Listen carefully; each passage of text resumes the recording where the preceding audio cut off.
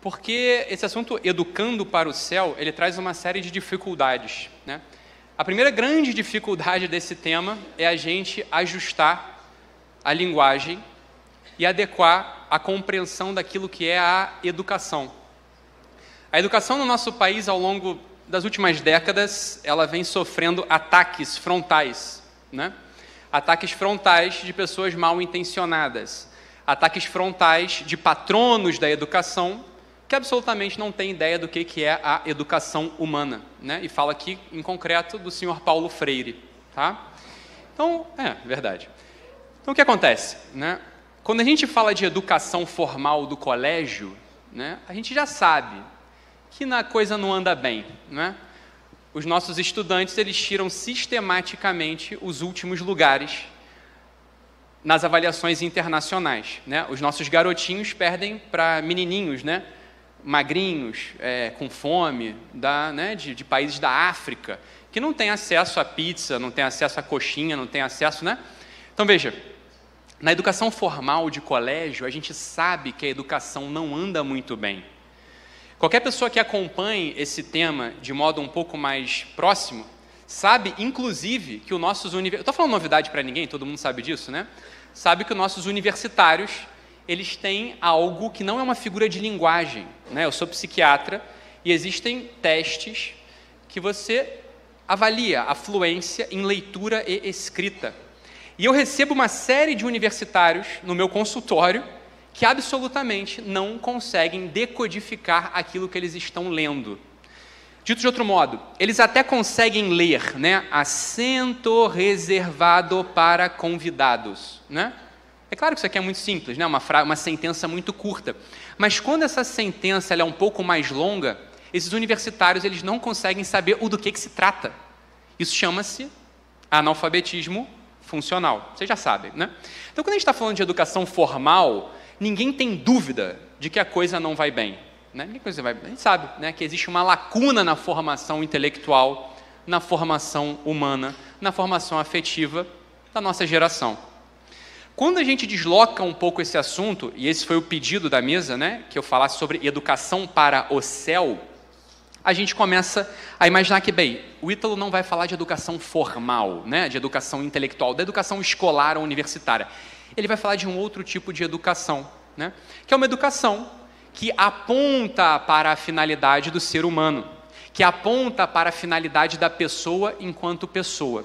E aí a gente pode imaginar o seguinte, bem, essa é uma educação que vai se dar, então, na igreja ou na família, enfim, fazendo com que aquelas crianças consigam ter umas certas capacidades que fazem com que elas consigam apreciar as coisas belas, apreciar o sagrado, apreciar os mistérios da nossa fé. E aí a gente entra num outro problema, que não é um problema só do nosso tempo, tá? Isso eu queria fazer essa reflexão hoje com a gente. Veja, a educação para o céu também não vai bem, tá? Também não vai bem.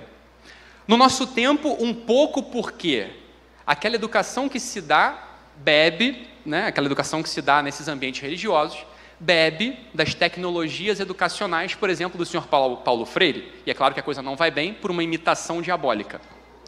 Mas a verdade é que, se as crianças devem ser educadas pelos pais, né, isso não é o Ítalo quem fala, isso está consignado em documentos da igreja, familiares consórcio, né, gravíssimo educaciones, né, está consignado lá, né, os papas escrevem sistematicamente, Papa Paulo VI, Papa Pio XII, isso desde sempre, se fala que é um dever dos pais educar os seus filhos, né?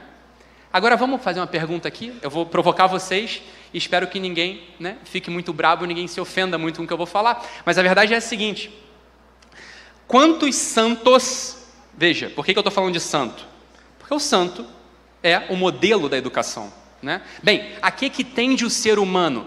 Onde o ser humano se encontra na sua plenitude? Bem, na vida dos santos, né? O santo é aquele sujeito que pegou aquela humanidade e deu dignidade para essa humanidade, de filho de Deus verdadeiro, né? Veja, quando a gente pensa num modelo de educação para o céu, a gente precisa falar dos santos.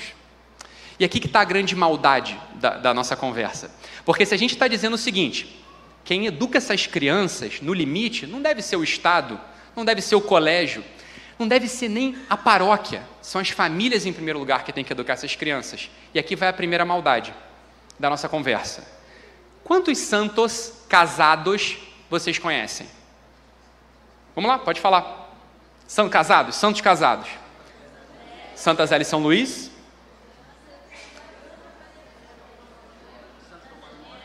São Tomás More, que ele é casado, mas a santidade dele não se dá na vida em família. É dele. Tem uma diferença, hein? E talvez vocês, o mais culto da Assembleia vai me falar 5 casais, 4, ao longo da história da igreja. Cara, isso é muito sintomático. Isso é sintomático. Concorda comigo ou não? A verdade é que não temos ainda um número razoável de modelos de casais nos quais a gente possa olhar e com segurança se espelhar. Concordam comigo ou não? Eu sei que é muito duro o que eu estou falando, mas se a gente for falar assim, olha, Ítalo, eu quero ser um monge beneditino. Como ser um santo? Meu amigo, tem centenas de santos monges beneditinos. Tem centenas de santos franciscanos. E quantas famílias santas, canonizadas como exemplo, a gente observa? Poucas. É ou não é verdade? É ou não é verdade? Dito de outro modo, eu não quero aqui frustrar ninguém. O assunto da santidade na família é algo que toca o nosso tempo descobrir e construir. Vão ser os casais do nosso tempo que, inflamados por movimentos como esse, vão ter que descobrir no seu dia a dia como educar os seus filhos para o céu. Tá? A verdade é que a gente pode tocar em vidas, como as vidas dos pais de Santa Teresinha, que são declarados, são canonizados, né? Mas ainda assim a gente observa ali, e pelo amor do Santo Cristo, eu não estou falando que eles não são santos, hein? Eu estou querendo dizer o seguinte, eles mesmos se confundiram no início da vida deles, matrimonial, de como ser santo na vida de casado. Vocês sabem dessa história? Eles durante um tempo não se tocavam. Acho que vamos ter uma relação josefina, não vamos dormir juntos, por exemplo. Até que um diretor espiritual, né, razoável disse, para de história, né? Vai tomar um vinho com a tua esposa aí, né? E, bem, deu uma pleia, né, da vida conjugal deles, nasceu uma pleiade de santas, né, todas ao convento, Santa Teresinha, doutora da igreja, é ou não é? O fato é que eles mesmos careciam de modelos ali.